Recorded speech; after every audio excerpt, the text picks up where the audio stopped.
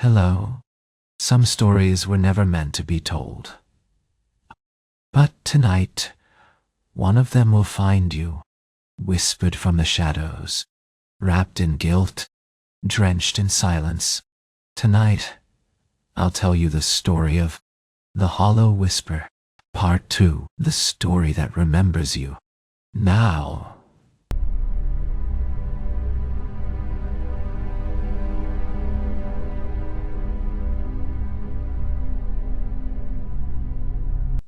I sat by the window, watching the street, if you could call it that.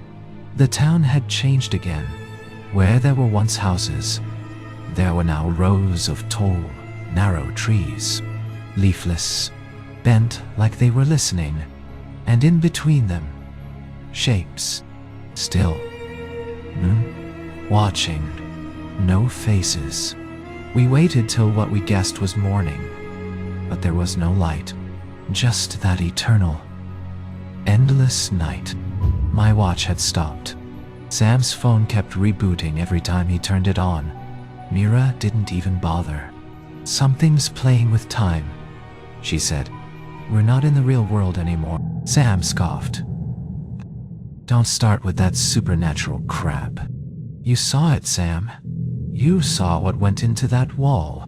And it could have been Danny. No. It wasn't. I didn't say anything, but she was right. Whatever that thing was, it wasn't human anymore. Eventually, we decided we had to move. We couldn't wait in the inn. The walls felt like they were listening. The whispering never stopped.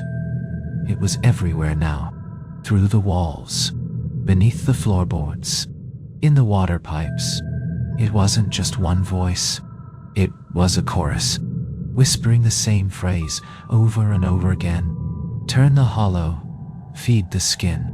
No one knew what it meant, but we were sure of one thing: staying was a mistake. We packed what we had, barely anything, and stepped outside. The cold hit us like a wall. Not just temperature, something deeper. Like stepping into the mouth of a cave that hates you. We took the road north, or what we thought was north. The forest had closed in, swallowing landmarks. But one thing stood out.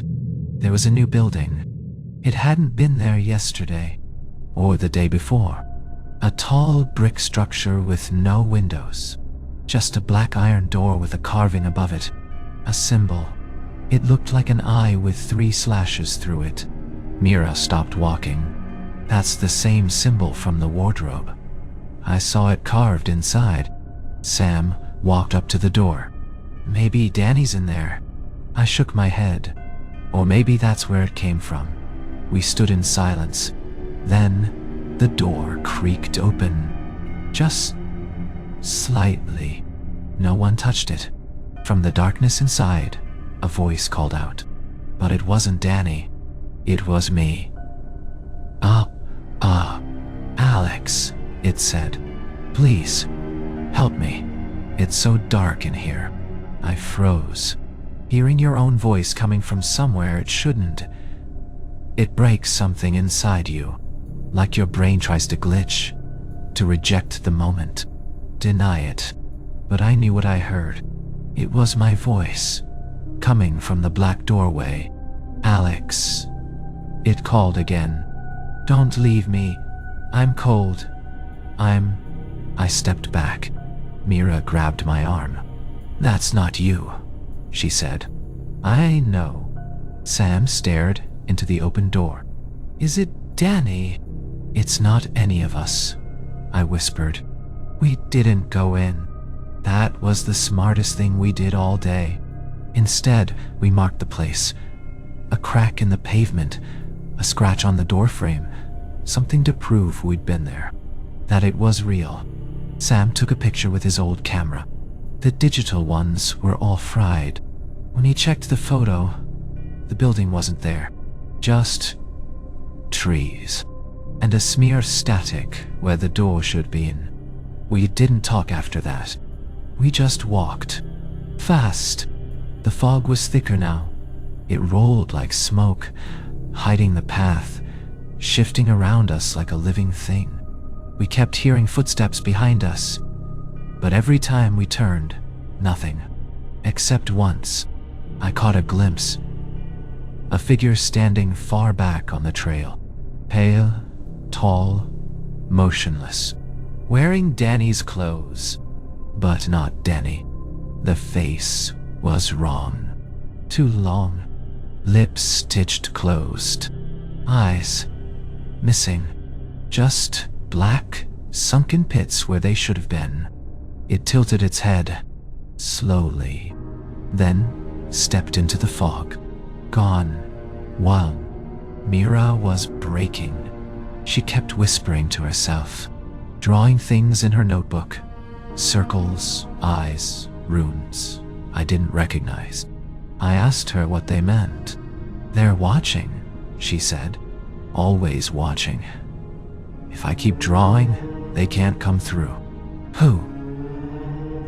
She looked at me, and for a moment, I wasn't sure she knew who I was. The ones beneath, she said. They wear the skins of the lost. By the time we made it to what looked like the town square again, we realized something terrifying. We had never left. The inn stood across from us, same as before. Same broken lamppost, same window, cracked second floor. Sam swore we walked in a straight line for hours. I'd believe him. My legs were shaking. Our clothes were damp from the fog, skin cold to the touch. The world had folded in on itself. We were trapped. That night, we didn't sleep. We took turns watching the doors, the windows. The shadows moved without light. Shapes leaned in from outside and just stared, pressing their faces to the glass like they were looking into a cage, like we were the ones on display. At 3:12 a.m., again, the knocking returned. But this time, it wasn't on the wardrobe. It was on the ceiling. I climbed on the dresser and put my ear to the plaster. Silence. Then, tap. Tap. Scratch. And something whispered through the ceiling boards. You brought them with you. You opened the hollow. Now, it breathes through you. I didn't tell the others what it said. I couldn't, because deep down, I understood. Mira was drawing nonstop now. Her hands were blistered. The symbols were covering the walls, the floor, her arms. Sam tried to stop her. She bit him. No, mine's yours. Blood. She cried after, begged us not to let them take her. I didn't know what to say. That night, she locked herself in the bathroom and screamed for over an hour. When she came out, she was calm. Too calm. We asked what happened. She smiled. They showed me the inside. The inside of what? Her eyes didn't blink. Off the town. Of the skin. I know where Danny is. She took us back outside. Straight into the fog. No fear now. Just purpose. And the path changed. We were standing in a different place entirely. A wide field of tall grass. Black soil beneath our feet. Trees that looked more like bone than wood. And in the center of it, a cabin. Small. Wood rotting. A single candle in the window. As we approached, the whispering stopped. Everything stopped. Time. Main. Wind die. Sound. Me. Mira turned to us and said one thing. If we go in, one of us won't come back. Mira walked ahead like she wasn't even breathing. We followed. Slow. Hesitant. Every step on the black soil sinking slightly, like the ground didn't want us there. Or like it did. The cabin looked small from the outside. Just one room. No door handle. The candle in the window flickered unnaturally, like the flame was struggling at something we couldn't see. When we reached the door, Mira didn't knock. She turned to us. Her voice was flat. "You remember what I said?" Sam gripped her arm. "We're not losing anyone else. We go in, we stay together." Mira smiled. Sad. Tired. That's not how it works. The moment we stepped inside, we felt it. The pressure. Like the air was alive, thick with noise we couldn't quite hear. Just beneath the surface of sound. Subsonic groaning, like a massive engine buried under the earth, humming through our bones. The room was circular. Circular. Bigger than the cabin could have allowed. Walls made of old wood covered in carvings. The same runes Mira had drawn, but burned into the planks, not etched. Not drawn. Branded. And in the center of the room, a chair. Old E. One day down. Rotting. And tied to it was Danny. Or what used to be Danny. His face was torn. Lips stitched. Eyes bleeding. Arms strapped tight with something that looked like roots or veins. Black vines pulsing slowly, feeding into the walls. He opened his mouth, but no sound came out. Mira stepped forward. "They left the husk," she said. "He's hollow now, but his echo is still here." "What the hell are you talking about?" Sam snapped. "The town. The ones beneath. They feed on memory, on sound, on being." She knelt in front of Danny. "I can bring you back, but I need to trade." Before I could stop her, she took the knife from her pocket, one I didn't know she had, and slit her palm. Blood hit the floor. The carvings lit up. A low rumble shook the room. Danny gasped. His eyes rolled back, and the whispering returned. Louder now, not from the walls, but from inside him. "They see you. They wear your face. Run. Run before the skin sets." The candle blew out. Darkness. Total dot. I heard Sam yelling. Something hit the floor. Wood cracked. The vines shrieked. They actually shrieked, and I felt something crawl across my leg. Then light returned. The candle relit itself. Danny was gone. So was Mira. Just me and Sam now. We stood in silence for a long time. The room had changed again. No chair, no vines, just a flat stone floor and symbols burned deep into the stone. There was no door anymore, just a narrow hallway leading into the dark. Sam looked at me. "We shouldn't follow it." "I know." We followed anyway. The hallway stretched farther than it should have. The walls pressed in the deeper we went. The whispering was constant now. Voices I recognized. My mother, my old teacher, even my own voice, laughing, mocking. Then we reached the second room. This one was colder. Snow on the floor. Yes, snow? Inside. It crunched underfoot, but didn't melt. And in the center was a mirror. Tall. These are now. Cracked. It reflected the room, but not us. Instead, it showed them. Dozens of figures in the same room, wearing our faces, standing still, watching us. One of them moved. The one wearing my face. It pointed at me. Then the mirror shattered from the inside. Glass flew. I ducked. Sam screamed. One of the shards cut deep into his neck. Blood everywhere. He fell, gasping. I tried to stop the bleeding. Pressed my shirt into the wound. But the blood was black, thick. Oh, picked. Like ink. His eyes locked with mine. "They're already wearing me," he whispered. I didn't notice. And just like that, he was gone. Not dead. Gone. No body. No blood. Just absence. Alone. That's when the lights above me, or what I thought were lights, blinked open. Eyes. Oish. Dozens of them. Blinking in unison. Watching. The whispering stopped. A voice, not human, not even trying to be human, spoke directly into me. You are next to be worn. I don't know how long I stood there.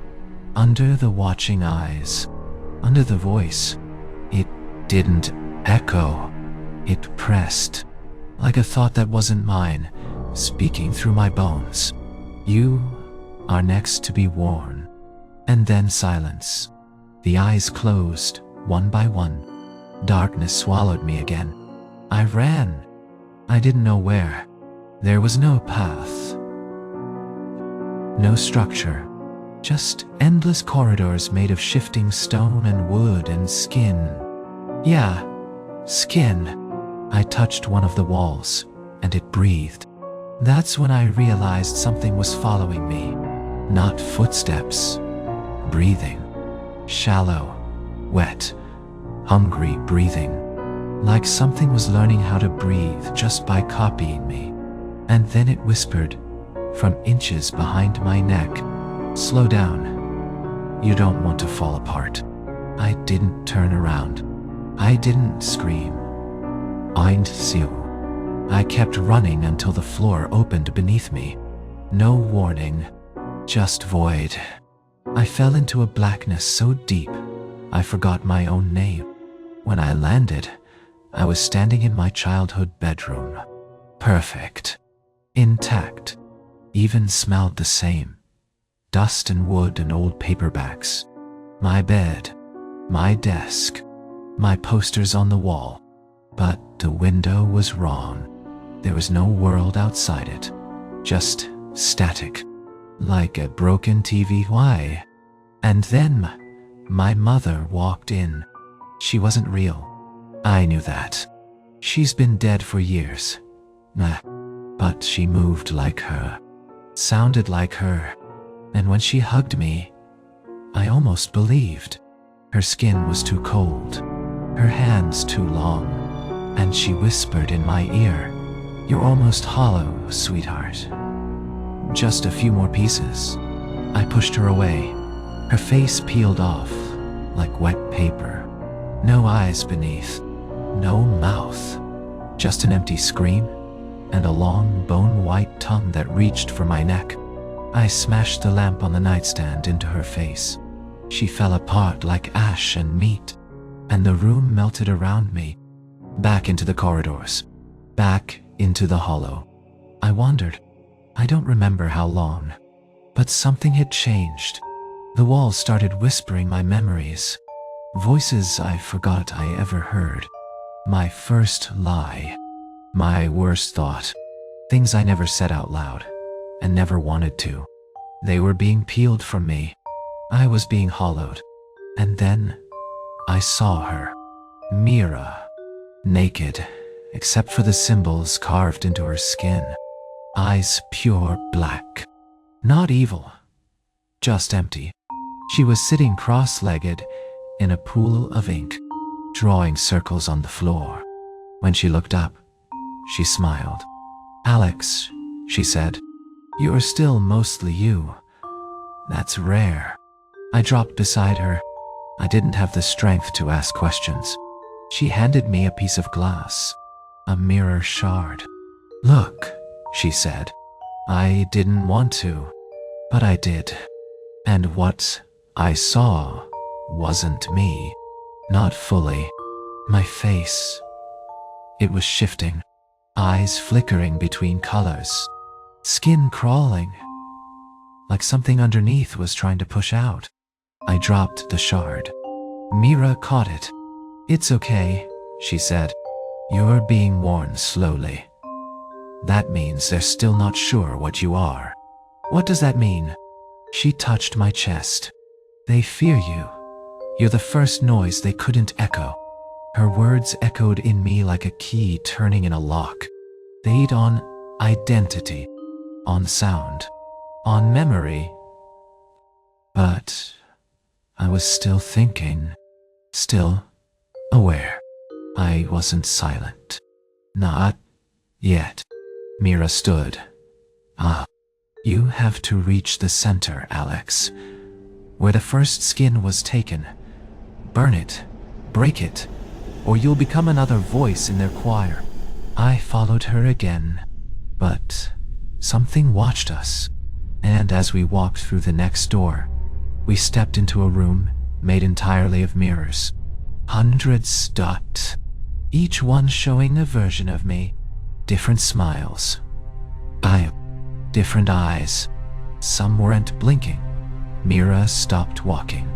You'll know the way forward when you see the one who doesn't blink back. And she vanished. Just like that. No scream. No fade out. Just gone. Me. I turned to the mirrors. One by one. I stared into each. They all stared back. Until... If that story found a place in your mind, imagine what the next one will do.